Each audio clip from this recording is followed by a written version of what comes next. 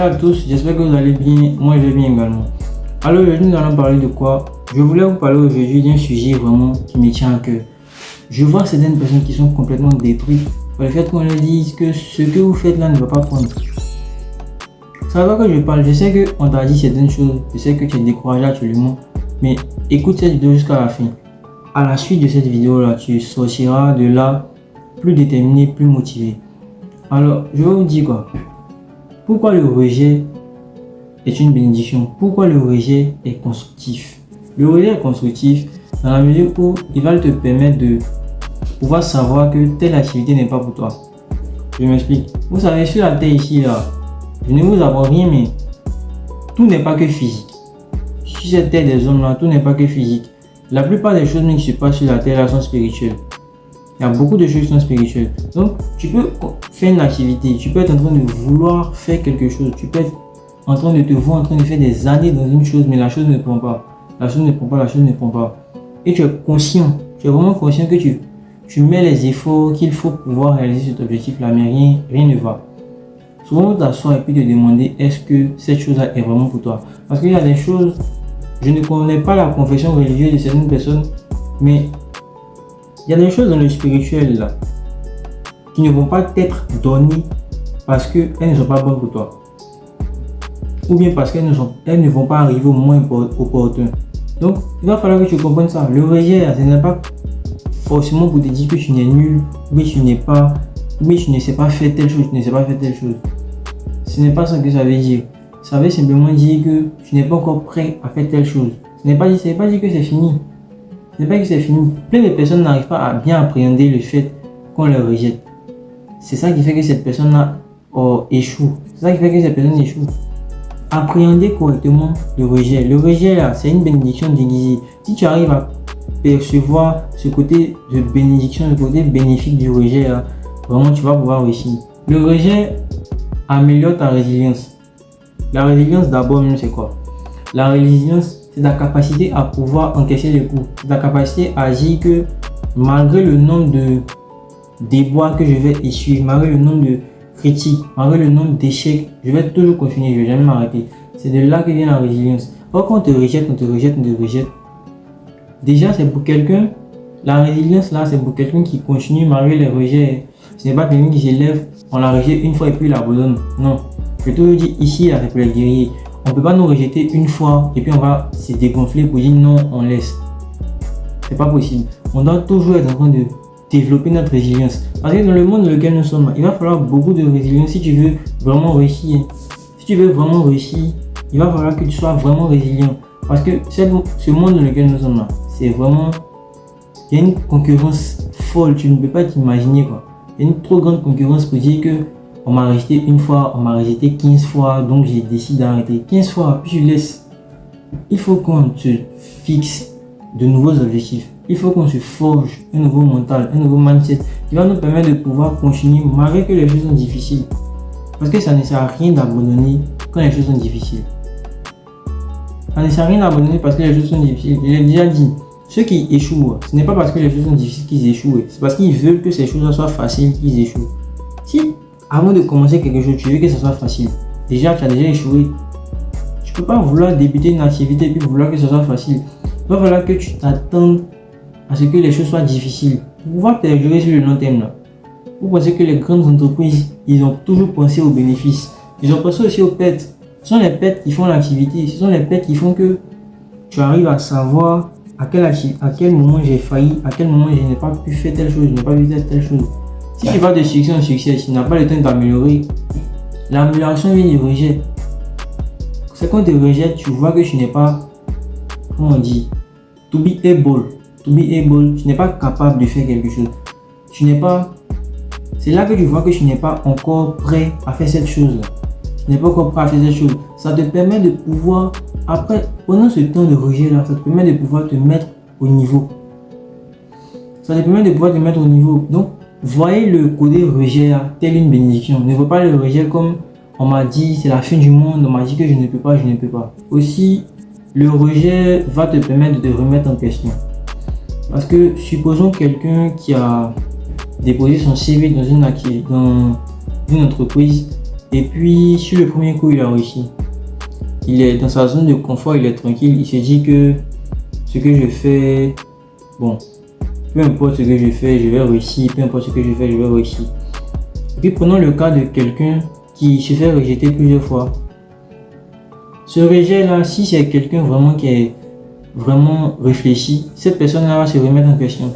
Cette personne-là va se dire que pourquoi je fais ça et à chaque fois j'ai le même résultat. Pourquoi je fais cette chose et à chaque fois j'ai le même résultat. Ça va amener cette personne à réfléchir. C'est de cette analyse-là que cette personne va pouvoir réaliser ses objectifs. Parce que ceux qui ne réalisent pas les objectifs sont les personnes qui se mettent dans l'optique du genre on m'a dit que je ne peux pas, donc ce n'est pas pour moi, donc j'arrête. Ou bien ces personnes-là ne m'aiment pas. Ces personnes ont quoi à gagner à ne pas t'intégrer dans leur activité. Elles n'ont rien à gagner de ne pas t'intégrer dans l'activité. Voilà que je te remette en question. Et le rejet va te permettre de te remettre en question. Parce que le rejet ici, c'est le fait pour quelqu'un de se faire... tu veux débuter une activité, on te dit que tu ne peux pas. Tu veux faire quelque chose, on te dit non, on ne te prend pas. Tu veux faire quelque chose ici, on te dit non. C'est de là que vient le rejet. Le rejet, tant que l'homme n'arrive pas à l'appréhender correctement, il va toujours échouer. Il va toujours se dire que ce qu'il veut faire là, c'est pas pour lui. Vous pensez que les grandes réussites sur cette terre, elles ont toujours réussi du premier coup. Toujours je le répète ici, elles n'ont jamais réussi du premier coup. Elles n'ont jamais réussi du premier coup. C'est fait par plusieurs tentatives, c'est fait par un processus, c'est fait aussi par plusieurs humiliations. Ne pensez pas que les gens ont réussi un coup. Ceux qui ont l'argent maintenant, vous ne savez pas à quel moment ils ont commencé. Vous ne savez pas ce qu'ils ont fait pour pouvoir arriver là. Vous ne savez pas. Et puis si on vous dit ce qu'ils ont fait pour pouvoir arriver là, vous n'allez pas pouvoir le faire. Oh, tu prétends réussir, tu prétends vouloir réussir. Mais si on te dit que telle personne a fait combien de jours de nuit blanche, tu vas dire que non, tu peux pas faire.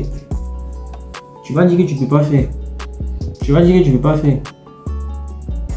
Oh, pour réussir là, c'est ça. Pour réussir, il y a beaucoup de sacrifices à faire.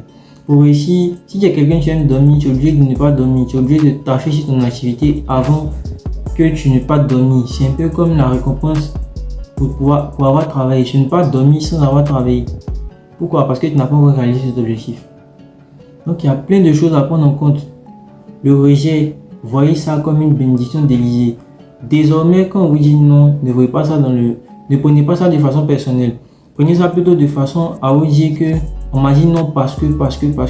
Et puis tant que tu vas toujours mettre la faute sur les autres, tu vas toujours être dans une optique selon laquelle tu tournes dans un cercle. Ce cercle-là ne va jamais finir. C'est un cercle infernal en fait. Parce que tu rejettes la faute sur les autres. Rejeter la faute sur les autres n'a jamais permis à quelqu'un de pouvoir réussir. Fais une rétrospection sur toi-même. Dis-toi que j'ai échoué parce que, ou j'ai été rejeté parce que. C'est à cette fin-là que tu pourras réaliser tous tes objectifs. Aussi, ça va développer ton humilité. Parce que ce que je dis, c'est vrai. Il y a certaines personnes qui étaient imbues de leur personne du fait de leur échec. Plusieurs fois, vous allez voir que ces personnes-là vont avoir tendance à dire que non, je ne parle plus comme ça. Le rejet aussi, ça joue un rôle de formateur. Dans la mesure où quelqu'un peut être orgueilleuse. Cette personne peut être orgueilleuse et puis dit que je peux faire, je peux. Mais une fois elle est sur un échec, 2 échecs, 3 échecs, sa perception de la chose change. C'est là que je vais venir. Le rejet là, ça va te permettre d'être plus humble. Ne pensez pas que la confiance en soi est synonyme d'orgueil. Non. La confiance en soi n'est pas synonyme d'orgueil. Je n'ai pas dit ici que, comme j'ai dit, ayez confiance en vous, vous allez vous dire que je peux tout faire. Oui, tu peux tout faire, mais à la manière de parler en fait. La manière de parler va faire que ça va tourner du côté de l'orgueil. Parce que tu te dis que bon, moi je peux faire telle chose, moi je peux faire ça. Qui peut me parler? Ce n'est pas comme ça que le monde fonctionne. Pour ici, il y a des moments où tu dois être humble. Et puis si vous regardez bien, il y a des grades. Lorsque tu veux arriver à ce type de grade là, tu dois être humble. Parce que sans humilité, tu ne peux pas arriver quelque part. Parce que tu te dis que moi on ne peut pas faire ça sur moi, pourquoi on fait ça sur moi? Ça te coupe les portes, ça te ferme certaines portes. Donc le rejet va développer ton humilité. Et puis le rejet aussi va te permettre d'être toi-même. Parce que je me dis quoi?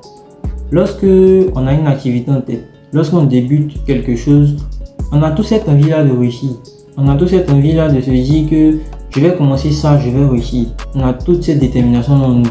Mais lorsque certaines choses ne se passent pas comme prévu et qu'on a vraiment l'envie dans notre cœur, on a vraiment la détermination de pouvoir réaliser ces objectifs, ça fait que si l'objectif demande que tu pousses des brouettes, si l'objectif demande que tu portes des lequettes benguistes, si l'objectif demande certaines choses que peut-être tu n'aimes pas faire, tu seras dans l'obligation de le faire parce que tu as formaté ton esprit à réussir coûte que coûte. Tu te dis que je dois réussir, tu te dis que je dois réussir. Donc le fait pour toi de faire certaines choses que tu n'aimes pas, ça met dans ta tête que tu es en train de faire des sacrifices. Ce sont les sacrifices là qui vont te permettre de pouvoir développer ton activité ou de pouvoir réussir.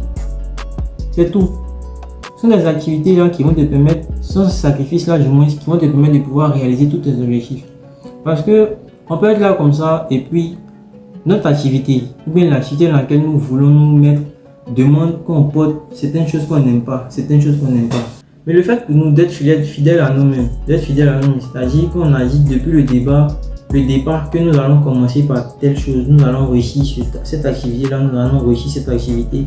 Ça fait que tu es dans une optique de peu importe ce qui va se passer, peu importe ce que l'objectif demande, je vais le faire.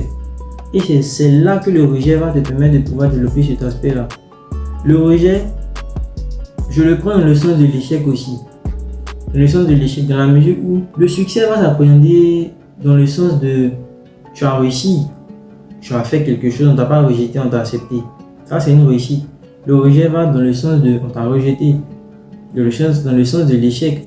Donc, tu te dis que les échecs vont venir, mais peu importe les échecs qui seront là, je vais toujours continuer. C'est là que le rejet a son aspect bénéfique. On ne peut pas te rejeter. Si on ne t'avait pas rejeté, tu n'allais pas penser comme ça. Si on ne t'avait pas rejeté, tu n'allais pas dire que voici comment je dois être, voici comment. Parce qu'on t'a rejeté que tu as une nouvelle perspective, tu as pris de la hauteur face à une situation et puis tu t'es dit que voici ce qui se passe, voici comment je dois être. Voici les sacrifices que je dois mener pour arriver, pour aboutir à cet objectif-là. C'est le rejet seulement qui fait ça. Si on ne t'a pas rejeté, tu ne peux pas penser comme ça. Si on ne t'a pas rejeté, ça sert à quoi de penser à je vais être plus humble, je vais être plus tendre. Quand tu réussis seulement, c'est là même que ton orgueil monte. Comme on le dit, l'humilité ça met. Il y a plein de choses qui vont en ligne de compte. Quand tu réussis, tu es tranquille, tu es dans ton château, rien, tout se passe correctement. C'est quand tu échoues que tu vois certaines choses.